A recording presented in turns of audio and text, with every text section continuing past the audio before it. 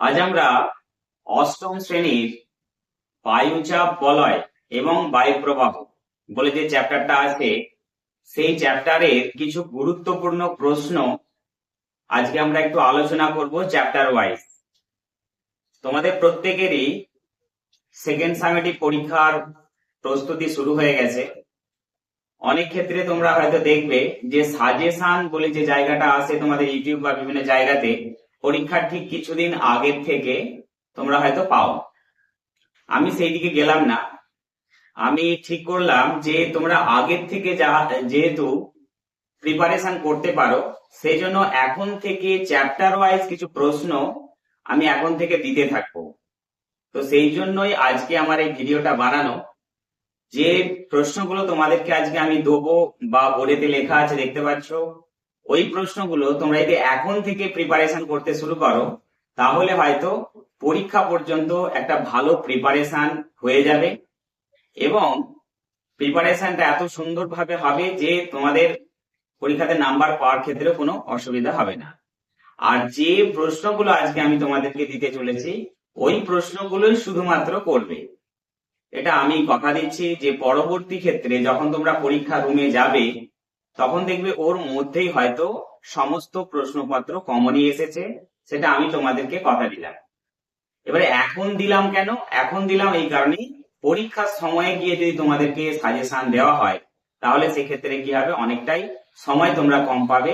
এখন থেকে যদি একটু একটু সময় বের করে করতে পারো তাহলে তোমাদের আমার মনে হয় অনেকটাই সুবিধা হবে। চলো শুরু করি। বায়ুচাপ বলয় থেকে বা বায়ু প্রবাহ থেকে কি কি প্রশ্নগুলো আমাদেরকে সেকেন্ড সামেটিভের জন্য করতে হবে। দেখো আমি লিখে নিয়েছি বায়ুচাপ বলয় ও বায়ু প্রবাহ। এই যে প্রশ্নগুলো দেওয়া আছে বোর্ডে দেখতে পাচ্ছ, আমি পড়ে পড়ে দেবো, একটু শুনিয়ে দিচ্ছি। নিরক্ষীয় নিম্নচাপ বলয় সৃষ্টির কারণ, কর্কটীয় ও মকরীয় উচ্চচাপ বলয় সৃষ্টির কারণ লেখো। নিরক্ষীয় শান্ত বলয় কাকে বলে? অশ্ব অক্ষাংশ কি? কোরিওলিস বল কাকে বলে? ফেরেলের সূত্রটি লেখো। 7 নম্বর হচ্ছে নিয়ত বায়ু কাকে বলে?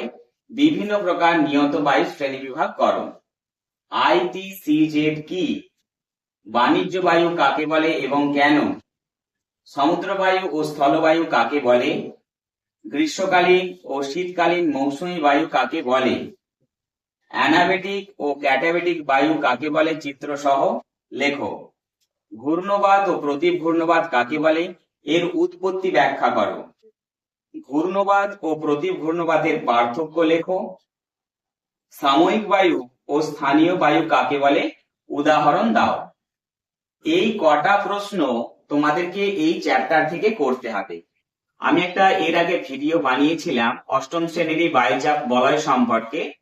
তো সেখানেতে যারা নতুন আমার ভিডিও দেখছো তাতে দেখবে বায়ুচাপ বলয় কিভাবে কাজ করে বা বায়ুচাপ বলয়ের শ্রেণীবিভাগ কিভাবে উৎপত্তি হয়েছে তার একটা ভিডিও আমি বানিয়ে রেখেছি। যদি কারো বুঝতে অসুবিধা হয় পড়তে গিয়ে তাহলে তোমরা সেই ভিডিওটা দেখে নিতে পারো প্রথমত। এবারে দ্বিতীয় নম্বর কারণ কি, এই যে সমস্ত প্রশ্নগুলো আমি আজকে দিলাম তোমাদেরকে খাতাতে নোট করে নাও এবং এই প্রশ্নগুলো একে একে করতে শুরু করো। এই প্রশ্নের মধ্যে কিছু প্রশ্ন যেটা আমার এখনো বোঝানো হয়নি সেইগুলো আমি পরবর্তী ভিডিওতে তোমাদেরকে পুঙ্খানুপুঙ্খ ভাবে এবং সঠিক তথ্য দিয়ে ছবি এঁকে বোঝানোর চেষ্টা করব। তার জন্য তোমাদেরকে কি করতে হবে না, চ্যানেলটা সাবস্ক্রাইব করতে হবে এবং পরবর্তীতে আরো যাতে অন্যান্য ছাত্ররা এই সুযোগ নিতে পারে তার জন্য শেয়ার করতে হবে আর লাইক করতে হবে। যদি তোমরা এই বিষয়গুলো করতে পারো বা আমার সঙ্গে থাকতে চাও বা থাকতে পারো তাহলে পরবর্তী ভিডিও করার ক্ষেত্রে তোমাদের যা যা সমস্যা হচ্ছে সমস্ত সমস্যার সমাধান গ্যারান্টির সঙ্গে এবং দায়িত্ব নিয়ে তোমাদেরকে আমি করাতে পারবো, এই কথাটা দিলাম। যাই হোক, পরবর্তী সপ্তাহে অর্থাৎ এই সপ্তাহে তোমরা এইগুলো প্র্যাকটিস করো বা চেষ্টা করো। যেগুলো আটকে যাবে সেগুলো আমাকে কমেন্ট করে অবশ্যই জানাও।